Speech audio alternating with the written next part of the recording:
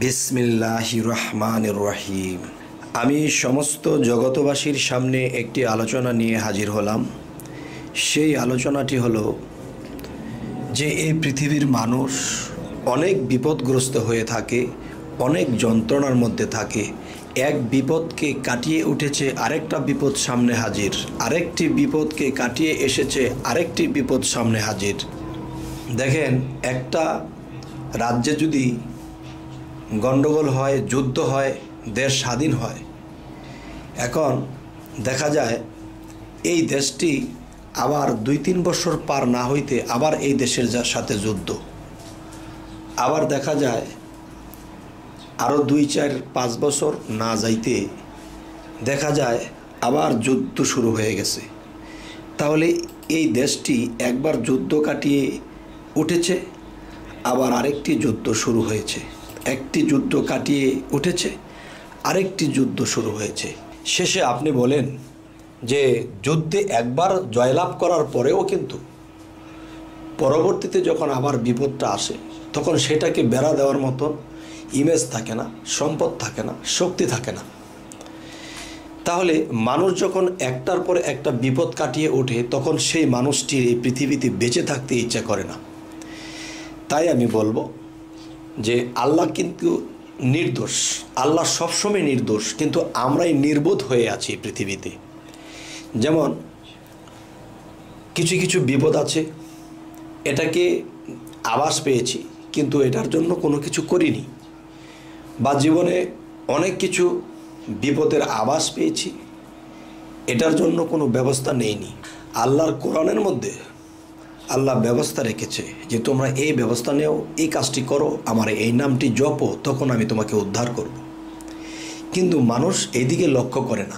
একটু বিপদ আপদ একবারের জায়গায় 2বার হলে তখন কি কয় যে হে আল্লাহ, তুমি আমাকে দেখলা না, তুমি আমার দিকে চাইলা না, তুমি এরকম সেরকম আল্লাহকেই বলতে শুরু করে দেয়। আর আল্লাহ কি করবে? আল্লাহ তো বলেছে আমি যে 30 পারা কোরআনটা দিয়েছি এবং আমার যে 99টা নাম আছে তোমাদেরকে দিয়েছি, আমার কোন নামে কোন কাজ করে এটা তোমরা খবর জানতে, কিন্তু পুরোপুরি তোমরা মানলে না, যার ফলে তোমরা বিপদগ্রস্ত হলে এখান থেকে সহজে উদ্ধার পাও না। মানুষ বিপদে পড়বে আবার উঠবে। যেমন দিনের পরে রাত, রাতের পরে দিন, তেমনি বিপদ হবে আবার আনন্দ হবে, বিপদ হবে আবার সুপথ হবে। এখন দেখা গেছে সমস্ত কুপথ তোমরাই তো বেছে নিয়েছো। তাই আমি বলবো, কেউ যদি চায় যে আমি একের পর এক বিপদ কাটিয়ে উঠছি, আমার আর কিছুই ভালো লাগে না, সেই লোকটিকে আমি বলবো যে আপনারা সর্বদা এই নামটি জপনা করবেন। যেই নামটি জপনা করলে তখন আপনার বিপদ আপদ যেগুলা পিছনে এসেছিল এখন আর আসবে না। এখন কি হবে, বিপদ কাটাতে যাইয়া আপনার যা লস হয়েছে, আপনার যা ক্ষতি হয়েছে, এগুলো পূরণ হয়ে আসবে পিছন থেকে। তো সেই নামটি হলো কি, যে এমন বলবো না যে এই নামটি 100 বার 500 বার জপনা করতে হবে, এটা বলবো না। এই নামের আইন অনুসারে যেটা এসেছে সেটা হলো ইয়া খালেকু। আল্লাহর একটা নাম আছে ইয়া খালেকু। এই নামটি যদি কেউ সর্বদা জপনা করে এবং কখনো কখনো এই নাম জপতে জপতে ইয়া খালেকু নামের উপর তার অন্তর ঘেমে গেছে, তার চোখ দিয়ে পানি পড়েছে, এরকম করতে করতে তার পিছনের যে বিপদ ছিল, যা কিছু লস লোকসান যাই কিছু হয়েছে, এগুলো মেকআপ হতে হতে আসবে এবং সামনে যে কিছু বিপদ ছিল এগুলোও কেটে যাবে। সুবহান আল্লাহ। আর আল্লাহ বলেছে আমার 99 নামের মধ্যে আমি এমন ঔষধ দিয়ে রেখেছি, কিন্তু তোমরা এটা নিতে জানলে না, তোমরা এটা করলে না। এখানে আল্লাহর কোনো দোষ নেই, সকল দোষের দোষী আমরা। তবে হে জগতবাসী, আমার এই আলোচনা আপনাদের কেমন লাগছে? আমি মানুষের বিপদ আপদে যেন এই নামগুলো জপনা করতে পারে, এই নামগুলো জপে মানুষ উপকৃত হইতে পারে। তো চ্যানেল আমি শামীম আলী চিশতি নামেও চ্যানেল করা হয়েছে, সেটার মধ্যে আধ্যাত্মিক বিভিন্ন আলোচনা করা হয়। আর এই চ্যানেলটি একমাত্র বিপদ মুক্তির জন্য। চ্যানেলটির নাম বিপদ মুক্তির পথ। তাই এই পৃথিবীতে মানুষ কত ভুল করে, না বোঝে, আল্লাহকেও বকাবকি করে যে আল্লাহ আমাকে দেখলো না, আল্লাহ আমাকে চাইলো না। তাহলে আমি বলবো যারা এগুলা করে তারা একদিকে নির্বোধ, আরেকদিকে অলস, আরেকদিকে হলো আল্লাহর প্রতি বিশ্বাস কম।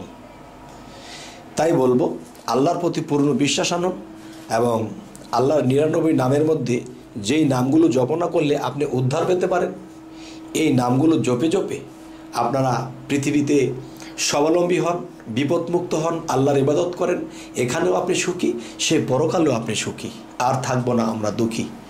তবে হে জগতবাসী, আমি নামটি আবার বলে দিচ্ছি, সেই নামটি হলো ইয়া খালিকু। নামটি হলো ইয়া খালিকু, ইয়া খালিকু, ইয়া খালিকু। এই নামটি আপনারা সর্বদা জপতে থাকেন। আল্লাহ আরশে আজিমে বসে কতক্ষণ থাকবে, কে রে আমাকে এত ডাকে, কে আমাকে এত ডাকে, কেন ডাকে রে আমার এই নাম ধরে? তখন ফেরেশতারা বলবে, হে আল্লাহ, একটা বান্দা তোমাকে ডাকতে ডাকতে সে ফানাফিল্লা হয়ে গেছে। দুনিয়াতে সে যদি বিপদ কাটিয়ে উঠতে না পারে তাহলে তোমার ইবাদত করতে পারে না, সে কোনো কিছুই তার দ্বারা হয় না। তখন সে আমার এই নামটা কতদিন ধরে জপে রে? তখন ফেরেশতারা বলে, আল্লাহ, সে বহুদিন ধরে সে কষ্টে আছে, তার বিপদ মুক্ত করে দাও, এই জন্যই সে ডাকে, সে বহুদিন ধরে ডাকে। তখন আল্লাহকে বলে, সে আমার এই নামের গুণ ধরে টানছে, যাও, আমি খুশি হয়ে গেলাম, আমি তার বিপদ থেকে তাকে আমি মুক্ত করে দিলাম।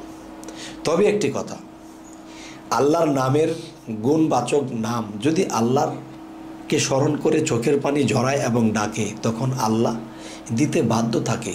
যদি আল্লাহ পাষণ্ড হয়ে থাকে তারপরেও কিন্তু আল্লাহ বলছে, আমি রহমানুর রাহিম, আমি কাহার। এক জায়গায় বলতেছে আমি কাহার, কঠিন, আরেক জায়গায় বলতেছে আমি রহমানুর রাহিম। তাহলে দেখা যায় আমরা যখন আল্লাহর ইবাদত করব তখন দেখা যায় যে চোখের পানিটা ঝরাতে হবে। কীরকম? দেখবেন শুকনো ঠনঠনা মাটি দিয়ে কিন্তু কোনো কিছু আঁকা যায় না, কিছু একটা বানানো যায় না, একটা কলস বানানো যায় না, একটা কিছু বানানো যায় না। যদি এটাকে ভিজানো হয় তাহলে বানানো যায়। তাহলে মনে করেন যে চোখের পানি যখন ঝরে তখন আল্লাহর কুদরতে সেই পানিটা আল্লাহ সংরক্ষণ করে এবং সেই পানিটা দিয়ে দেখা যায় সেই খটখটে মাটিটা যেরকম নরম হয়ে যায়, তেমনি আল্লাহর কঠিন মনটা নরম হয়ে যায়। সুবহান আল্লাহ। তখন কি হয়, ইয়া খালিকু, ইয়া খালিকু, এই নামটা জপতে জপতে তখন তার বিপদ উদ্ধার হয়ে যায়। তবে হে জগতবাসী, আমাদের এই আলোচনাগুলো যদি আপনাদের কাজে লাগে বা ভালো লাগে, তাহলে আমাদের এই চ্যানেলের আলোচনা যেন সামনে আপনাদের কাছে পৌঁছে যায়, এই জন্য আপনারা আমাদের এই চ্যানেলটিকে সাবস্ক্রাইব করে রাখুন। পরবর্তীতে আপনাদের কাছে অন্য নামের গুণ ক্ষমতা নিয়ে আমরা হাজির হব। তবে সকলেই ভালো থাকবেন। আল্লাহ হাফিজ।